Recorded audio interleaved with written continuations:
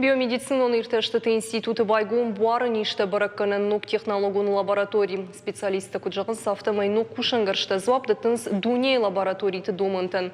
Ахырдан тема лаборанттын фадат иш кушын күдінін ижады мимафты буарысы жанға шық кубырфажыны высыклетка тимі. Катчин мазалар хайтой специалисты тулы, удон шафалтарзинады хайканынс шем кушчы тимі. Изучение механизмов, лежащих в основе нарушения клеточного деления. У всех на слуху, особенно для нашей республики, это характерно. Одно из социально значимых заболеваний – это онкологические заболевания. То есть клетки, здоровые, нормальные клетки организма перерождаются. Этот процесс носит название малигнизация. В результате клетки утрачивают нормальную дифференцировку, и они начинают размножаться безудержно.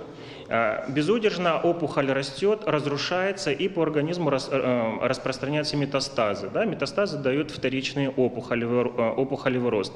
Так вот, одной из задач нашей лаборатории является изучение механизмов, лежащих в основе поломок, нарушений, и, соответственно, предупреждение и предотвращение этого процесса.